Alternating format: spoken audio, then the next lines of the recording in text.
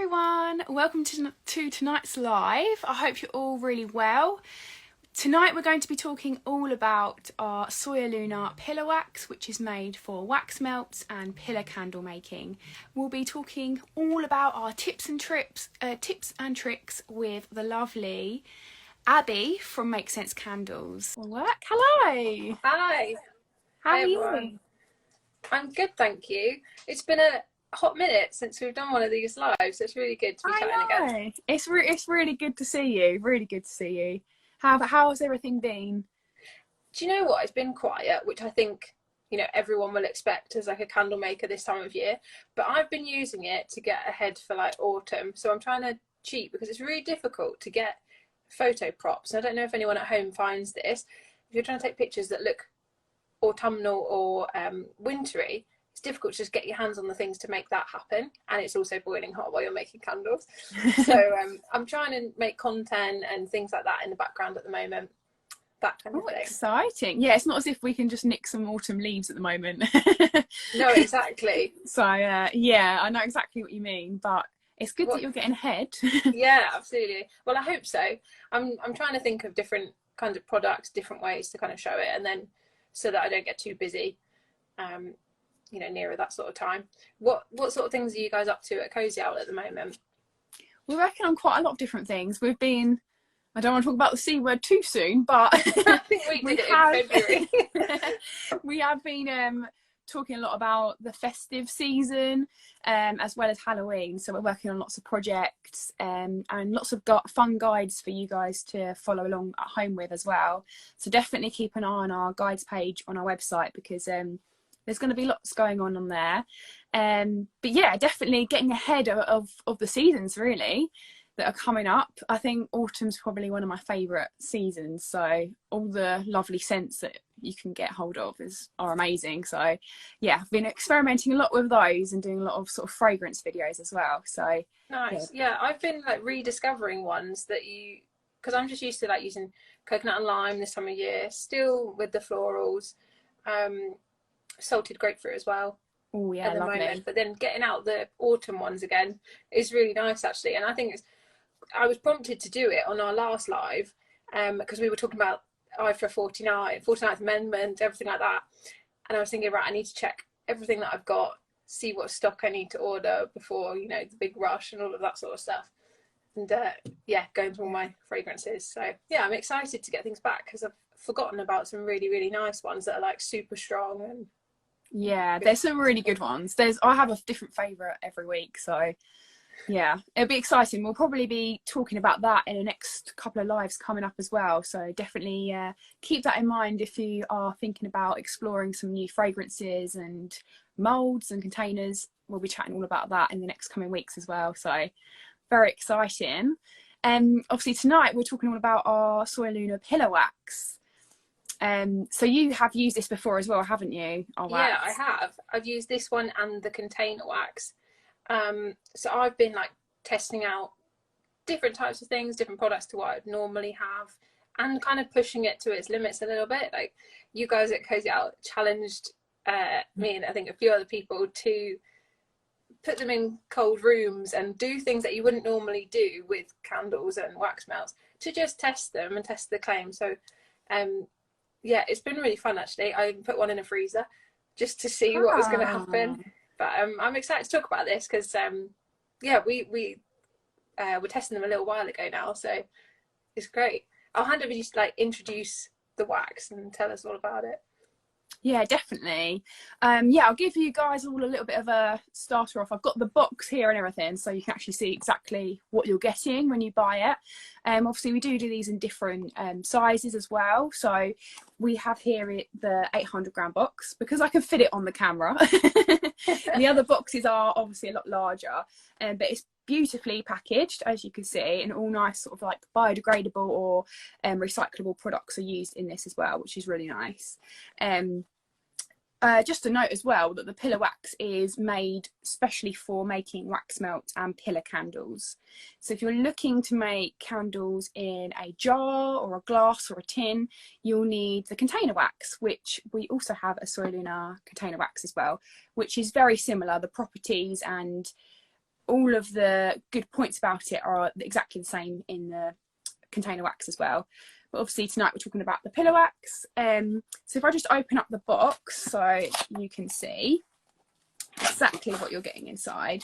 So as you open the box, you can actually see there's some nice tips and tricks inside the box, so you can see some hints on how to use it and sort of all the basics and step-by-steps, which is really nice because you're not going to lose it. I know sometimes with me I have a bit of paper and sometimes you can misplace it, but you've got it all inside your box as you open it, so you can give that a little read over.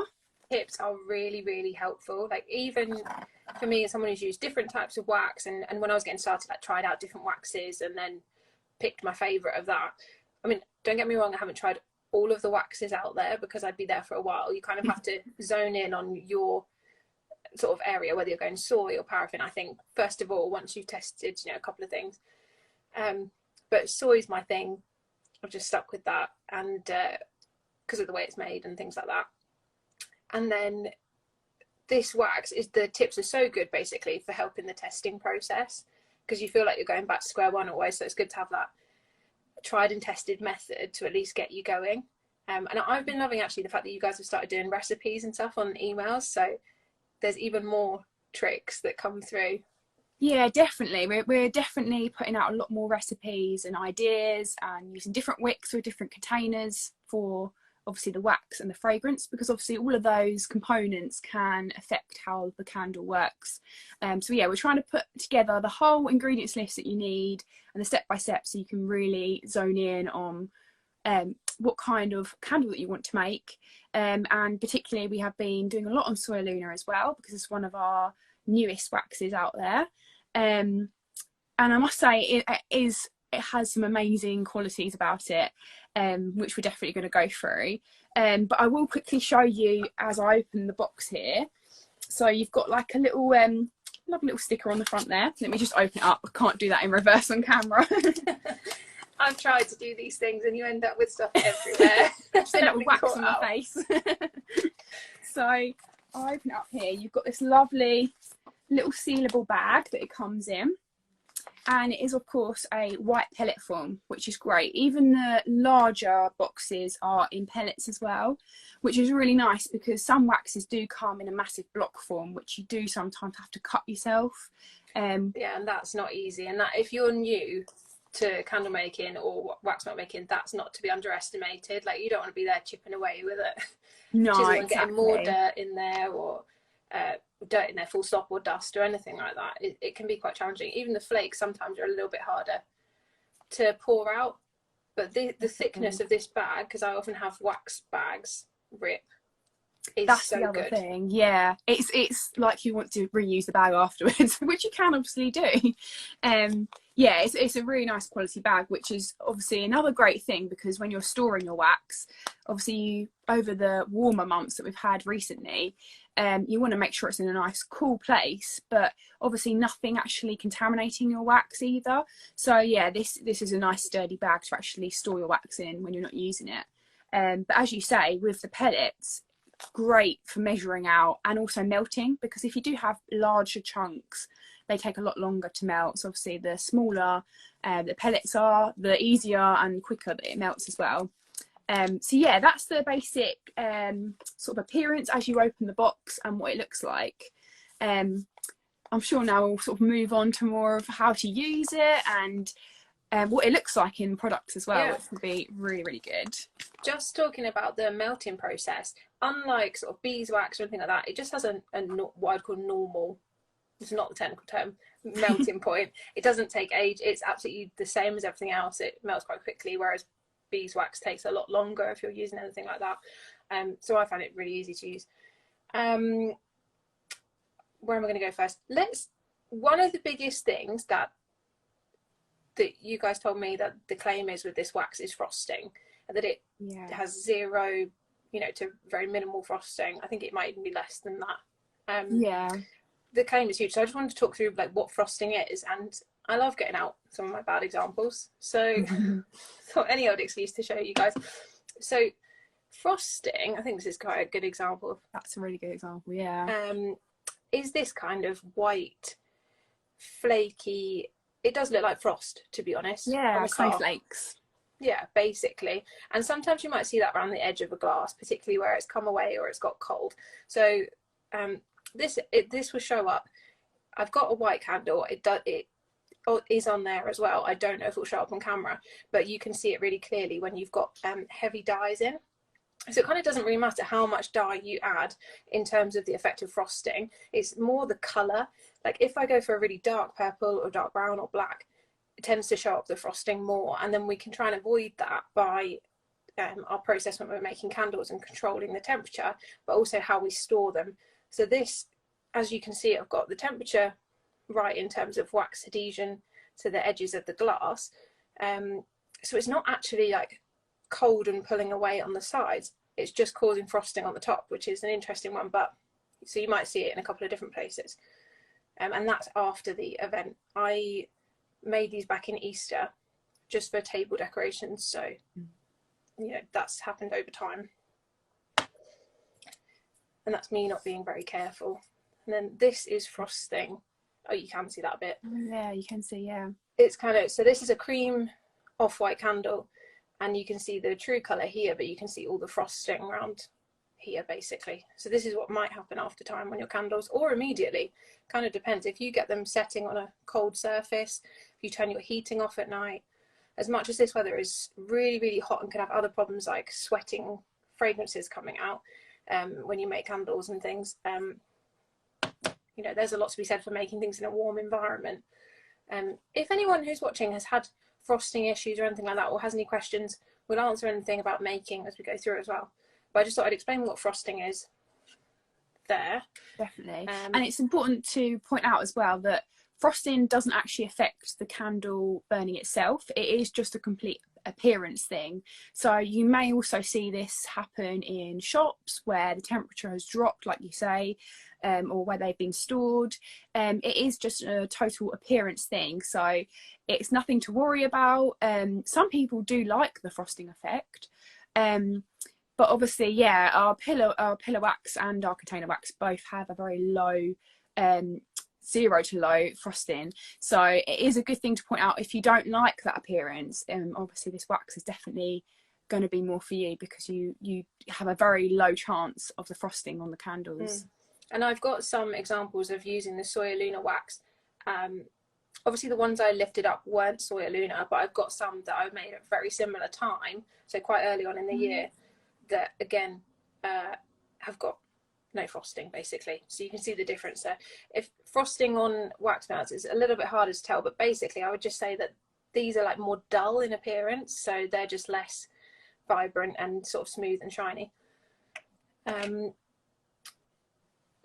So because we're talking about pillar wax, I've basically stuck with wax melts, and just wanted to show you a couple of these. So this is SoyaLuna wax in wax melt form. So I'm mainly showing you about frosting and colour today, because this is the fuchsia pigment, I believe, if I can remember rightly. Yeah, looks like it.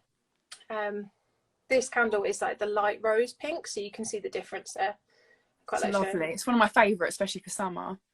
Yeah, absolutely. And these two are both SoyaLuna, so you can see how smooth the wax melt is. I've touched this a lot, so it's not going to be completely, you know, smooth. But compared to the other one, you can see that it's more smooth, shiny, and less dull. They come out really, really well, and the pillar wax actually sets really, really quickly as well. Much quicker than anything else. I did a time lapse actually the other day. I know obviously time lapse will speed it up, but I was so surprised how quick I had to end it because it does really set quick. I know obviously it's a lot warmer at the moment, so that obviously does assist with it curing quicker. But yeah, they actually cured and hardened really quickly, which is a really good thing about the wax, because some waxes do take a bit longer. So yeah, you're right, it definitely does take a lot less time, which is good. It's really tempting as well to pop out wax melts from their molds anyway, like ahead of time, and then end up damaging things. But yeah, this one definitely you can do quicker, which makes the making process more efficient because you're spending less time doing it, which again, if you're a small business, you need to be thinking about in your costs and everything. So yeah, they're brilliant. Again, I'll show you a couple of other examples because they are in different shapes, etc. I've also got some as well, if you would like to see some other Yeah, go wax on, too. get yours out. Shall I get some? I've got Yeah, definitely. this one's a love. Oh, these smell amazing. I've kept them just inside this tin. It's peony petals, and I wish you could smell this. It smells like a bunch of peonies. It smells so good. Keeping them in like stored in a nice sort of like tight container does really cure them and make their scent so strong. It really does, yeah. I don't know if you can see how smooth that is there. Yeah, it's beautiful. But yeah, very 0 to low frosting, no cracking, very smooth surface, which is what I really like, this sort of a creamy looking surface. I have actually got some as well where I added some mica. I don't know if you can. Oh yeah, there's iridescent coming through. Yeah, which works really well. So this pillar wax does work really well with mica and dye as well. You do get a really nice vibrant colour. I've just used the Becro dye. Just a small pinch of that. You don't want to go OTT. What's good about starting with wax melts is that you can be experimental. You can add glitter, mica, dye, and you don't have to worry about having too much because of the way it swirls, and it's quite beautiful, unlike with a candle. So I think this is really good if you want to be creative. Definitely. Which you always are, Hayley. I love being creative. I'm constantly, I could go into a whole story of all my curations at the moment. I've been experimenting a lot at Cosy Owl, so you'll definitely see a lot of different things coming out soon. No, that's really cool. Mine, I guess, just demonstrate the colour. So again, I don't know if you can see how, that's quite good. You can see the I love them. Smoothness. So what's quite fun about wax melts is there are so many different moulds on the Cosy Owl website. I love using like the flower ones, which have got roses in, and they're basically chocolate box type moulds, which is I need to put my teeth in. And you can also get those, on Amazon and from other places and just look for kind of flexible silicone molds. So I love trying different shapes out with those. And you can tell the difference. So, I mean, this is like a sort of two-tone, and that is not Soya. Sorry, that is Soy, but it's not SoyaLuna. But it's just not as like shiny side by side or like pigmented. It really does have that gloss to it, doesn't it? Especially if I've noticed as well, actually, one tip, that the moulds that look shiny already in appearance, like glossy looking, do make your wax melts come out a lot shinier. Whereas like the matte looking moulds actually do bring out a more matte look to wax melts. That's what I've noticed recently. So it is interesting. So if you're looking for more of a glossy look, definitely look out for the glossier moulds. Because that seems to affect the surface and when the wax is curing as well. No, that's a really good point. That's really interesting. What else have I got here? Oh, I've got a couple of other colours. So these are just Easter ones that we did. These are a bit dusty. That's me storing them. But cute little rabbits. Again, they were from Cosy Owl, your moulds. What I actually did find, this is a good point actually. So these, why am I just pointing to this and not explain? Paws of the rabbit here, for this example, are quite intricate. They stick out, they're fragile. So if you have really intricate moulds, and like the ears as well, every other wax that I had, like Eco Soy Advanced, or the CB Advanced, I can't remember exactly what it's called, Kerasoy, it wasn't hardening enough to keep those little bits on the mould when I popped it out. So SoyaLuna, I was finding, was just better in terms of hardening quicker and not damaging anything. And again, super bright, with the leaves there.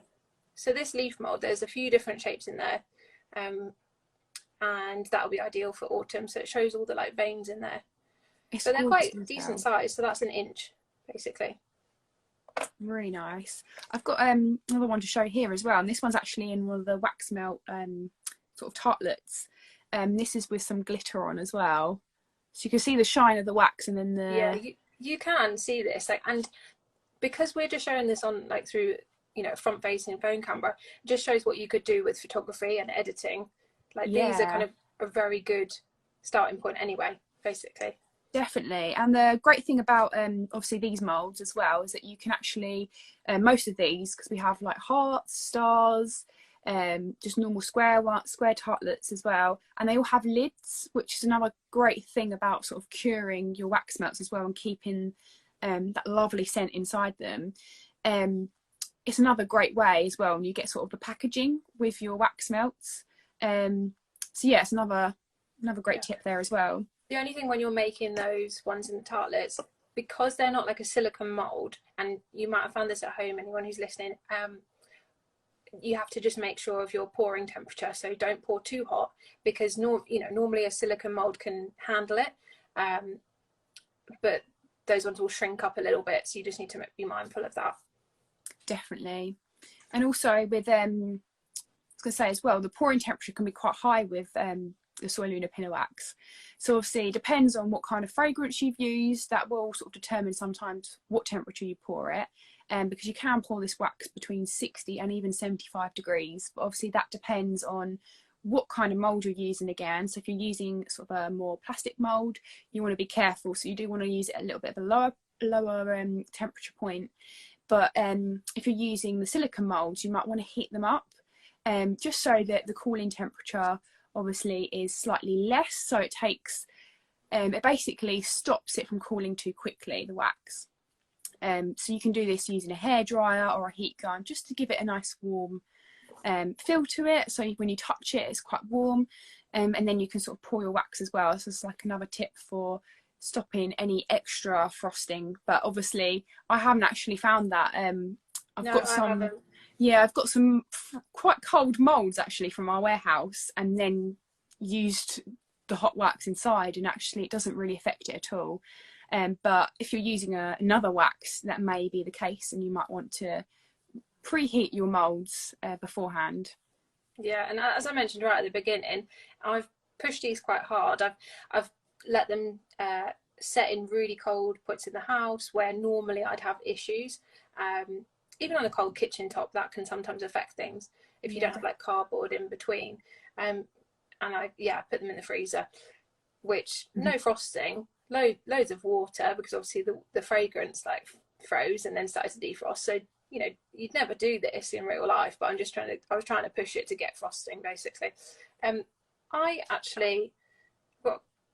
I've got some examples of candles, and I know we're doing pillow wax, but the reason I've got candles is because I used one of your tins, which I use on Halloween. I love that tin for Halloween. Yeah, it's really cool for like mini cauldrons. Yeah. But because it's a metal tin, I think this is really nice for this time of year to have outside in the garden. So if you've got barbecues just sitting out in the garden on an evening, I've used obviously this tin, because it's not breakable like glass or anything if there's any elements out there, but I've put in pillow wax so that I can remove the candle. Nice. So once it gets further down, it's easier to swap in another one and keep things going. So that's the idea, so it's not stuck to the edge, because you can't tell when it's in a glass like that, and you really can't tell anyway. That's a really good idea, because then you can reuse your containers. So it's really nice. I love the colour as well. It's a pale yellow. I think I probably would have added slightly more yellow next time, but I've just been a bit cautious, because the wax really does adopt all the dye, and it makes the colours really vibrant. So I've gone for a pale yellow, and this is citronella scent, so I thought it was appropriate to have outside. Lovely. Keep away the mosquitoes. Oh yes, definitely need those at the moment. And what's another thing that's great as well is that the waxes also both waxes have a very low sweating as well, which actually means if it's put in under heat or in the sunlight, which you shouldn't really have it directly in the sunlight, but if you do have them on the windowsill and it happens to beam in your window, then you sometimes can get a thing called sweating, which appears on the surface of the candle. So this is just where some of the fragrance sort of raises up and sort of leaches out of the top of the wax. So with this wax, it really does live up to the sweating. It has very zero sweating, up to 35 degrees even. So we have tested this during the winter, where we've had the heater on and kept them underneath the heater, and compared to some other waxes, it really does not show any surface difference. So still lovely and smooth and creamy, And then also we've done the opposite as well. So obviously we've had the aircon a lot on over the past few weeks, and yeah, obviously they might be sweating, but obviously like you say, with adding the wax into the freezer, there's very low to zero frosting, which is great. Yeah, I think I had a thought in my head then, and it's just dropped out. What was I going to say? When you can be as good as you can possibly be when you're making at home, once you've done your testing, you can make sure that your ingredients are stored out of sunlight, that you're in a warm environment. But you don't know, as soon as it leaves your premises, wherever you make candles or wax melts, what is going to happen to it in the post, what's going to happen to it when it gets to its customer and its final destination. So I think one thing, if you're using any type of wax really, it's kind of explain on your website or wherever you sell candles or wax melts, the properties of the wax you're using, so that people know that it is an aesthetic thing, the frosting, like you were saying earlier, Hayley, and not anything that will affect the burn, because then you're not going to get those inquiries coming back being like, oh, you know, this doesn't look right, etc. So just letting people have more information. Also, when things go into the post, they're shipping at night time, all hours of the day. Storage units are really chilly, so that can maybe affect your products in transit. So having something that you know that you've tested in different temperatures, I think is really, really helpful, and that's why I'm definitely, you know, considering changing onto SoyaLuna. And these I've made, it's really good to use these like containers that you guys supply, because you can see what's going on underneath. You don't have to keep looking at stuff, and then as soon as you take it off, see all the fragrance has been kept inside, and it's really easy to cure, because I normally cling film stuff, which is not the most eco-friendly unless you're using like wrap that is. So these are really helpful for curing. Yeah, definitely. It's definitely important if you've got that lid to seal them up into, or that's candles as well as wax melts, then that really does hold that scent in and really makes it strong when it's curing. So, and that's another thing to also mention. Obviously, once your wax melts or pillar candles have completely set, usually it takes about, we say 24 hours as a overall, just so that it's hardened in your mold. You can then obviously demold it, but a 2 week, well, 7 to 10 days we say, or up to 2 weeks for soy wax, just to set it and really cure that lovely scent inside your creations, does really help. So that does also apply with quite a lot of waxes across the board, but that's another thing to mention. So there's sort of no change there. You can still get a really nice good hot and cold scent throw across the board, if you're sort of curing it for that time. And should we give some tips on adding fragrance? Because if you're starting with a new wax, I mean, that was what I struggled with initially. But I mean, so I started with these 2 candles, which super pigmented. That's just a light grey, and then the fuchsia again. You'll see on here, so this is a good example of where I need to test this further, is I've got tunnelling here. And then basically, because I haven't got the right wick size, it's a bit too small for the glass. That's why I've got the ring around. And on that first burn, I've kind of sealed the deal, but the fact that I haven't let it go all the way to the edge, which is what we tell everyone to do, because the candles kind of had that memory, and then do the same thing each time. So that tunnel is going to get worse and worse and worse. Not having the right wick size as well affects my heat throw. And scent throw basically. So you want to have a wick that is a good size to kind of lift up as many kind of particles and be hot enough to get that scent in the air.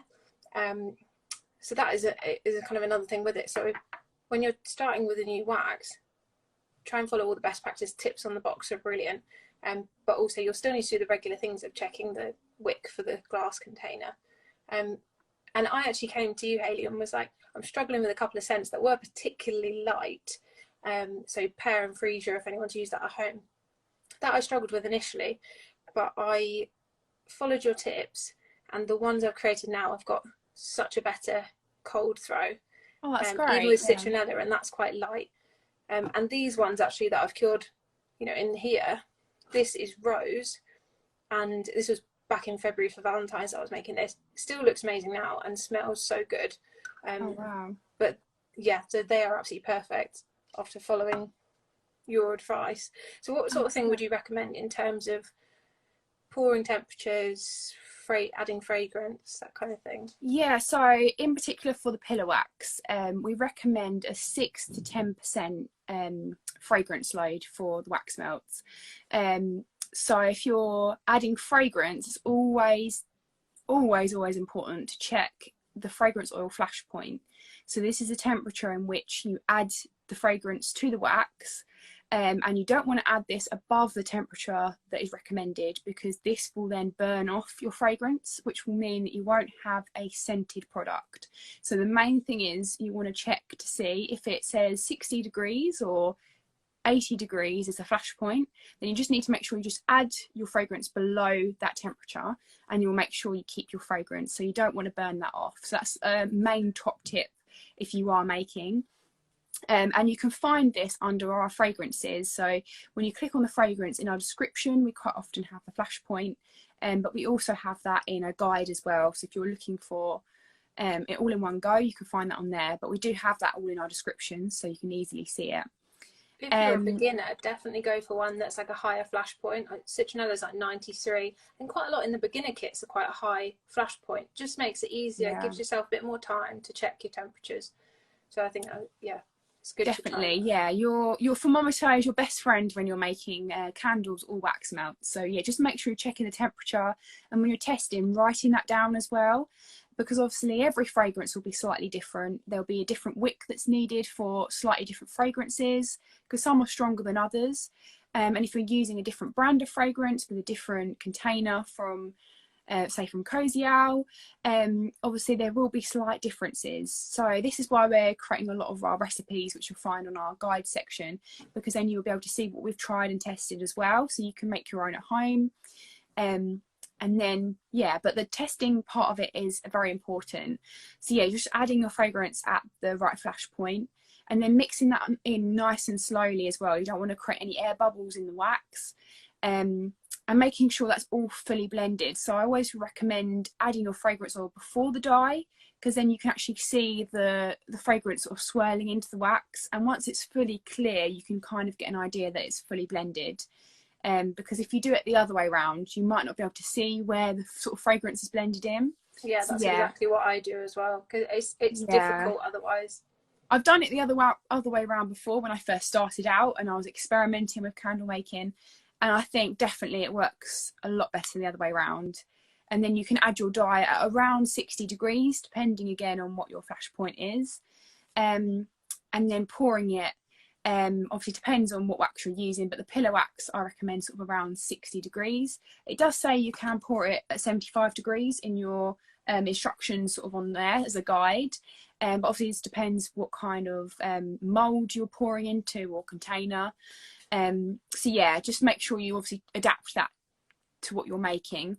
But obviously that will obviously be on our guides as well, so if you are looking for the first time how to make a candle or a wax melt, then you'll be able to sort of get a guide of it. But we do have a YouTube video on our SoyaLuna pillar wax and container wax, so you can get an idea of how to make those lovely sort of yellow floral wax melts using all of our products. And then you've also got some lovely like creamy beigey colour candles, which Victoria has done a video for us on as well. So yeah, you can sort of see more of a visual tutorial there as well if you are more visual, and then we've got write-ups as well online, so hopefully that will help a lot with sort of your making process. But yeah, it's good to do these lives and speak through it and get your experience as well, because obviously you do a lot of candle making, so it's really great to sort of chat to you about it as well. Yeah, it's fun to do it during like quieter periods in the year as well, because this is the point at home where if you're also candle making, you'll also be testing different things. So this is a good time actually to be testing things while, you know, a lot less people are ordering lots of stock for the big C word, and choosing, you know, if you want to change waxes, because I think I might change waxes for like wax melts, for example. Change the SoyaLuna for those because I want them to be nice and vibrant, whereas lots of the other candles I do are cream, so it doesn't matter too much in terms of the appearance, frosting and everything like that, and I don't have too much of a problem. But wax melts I 100% want to be like really nice and vibrant, so that's where I'm at with it. But it's really good to chat again and see you and go Yeah, through definitely. everything. And hopefully if any of you got questions, please let us know, give us a comment, or even just comment after the live, because you'll be able to watch this back as well. So we'll definitely help you with anything you have. But we have got a lot of FAQ things coming up as well, so definitely check out on our stories. We've done one recently actually on glass adhesion. If you're looking at making candles and you're having trouble with glass adhesion, that's another thing that doesn't affect your candle burning, but it just is an appearance thing, almost like a wet spot on the candle. So we've got some tips and tricks on that if you do ever have that. I normally have a good example nearby. So this is like a wet spot there, so where it's coming away you can see. So that's so we've got lots of tips and tricks on how you can either resolve it once you've already got it in a candle, or trying to avoid it as well. But then again, a lot of places that you may buy on the high street candles, they will have this quite often. I now look everywhere. Since being with Cosy Owl, I look everywhere at candles. I look at every candle. I quite enjoy it as well, because when, especially if they're mass produced and you know how much effort you're going into testing things like this, and I'm not bad, like I've seen some candle makers get quite angry about it. It makes me laugh, and I enjoy the comments on social. But yeah, it's quite good to see, you know, the big brands still have the same problem, because they don't know what the shops are doing with their temperatures and things. So yeah, it's good to look at it and then remind yourself that you're doing all right. There was a question coming in just before we finish, whether you guys at Cosy Owl are bringing out any molds. I don't know if you can tell us any molds for Halloween or Christmas. So at the moment we are thinking about Halloween and Christmas and different things that we can do, so definitely keep an eye out. At the moment, silicone mold wise, we haven't got anything at the moment coming, but we do have a few exciting things in the pipeline. That was a fly going. I just saw that came through. But we have some really great molds that you can use alternatively for Halloween and Christmas, such as our lovely stars, wax melts. I'm going to be bringing out some few ideas of things that you can use around your house as well, so you don't have to buy wax melt molds and things like that. I've definitely been experimenting a lot more with things that you can find around your house. But we also have some really good Christmassy ones, including presents. We've got Christmas trees on there, a couple of variations of Christmas trees, so definitely check them out if you haven't already. And yeah, just watch out on our guides and on our social pages for any other guides sort of thing on some new ideas. I know last year for Halloween I created a giant hand out of it was actually out of soap, but you could do that with a candle actually, and I just use a glove, a washing up glove, and it worked really well and actually creeped a lot of people out at work. But yeah, that was really good. I actually used the scent Alien, which was a different one I think for Halloween, because obviously a lot of people go for pumpkin spice, but yeah, obviously a different one to add in there. The sweet fragrances we did last year as well. Definitely. Those are really good, like lemon sherbet and pear drop, really strong scents if you're looking for something a little bit different. They're really, really good from Cosy Owl. I'm sure we'll be doing lots of exciting lives if it's anything like last year as well. We come up with lots of creative ideas. Definitely. Our next couple of lives are about Halloween and Christmas. So if you are looking at creating products or wanting to get more of an insight into making and ideas, then definitely there'll be the next lives for you. But yeah, don't forget to watch back some of our lives. We've got loads across the board about different FAQs. So if you are looking for a little bit of extra help, definitely check them out. But yeah, I think that is all for tonight, guys. Thank you for joining us, and thank you, Abby. No, you're welcome. As well. And yeah, I'll see you on the next live. And yeah, let us know if you have any questions at all. Just give us a message if anyone's got any questions. Lovely. Thank you, Hayley. No worries. See you Thanks, later. Everyone. Bye. Bye, everyone.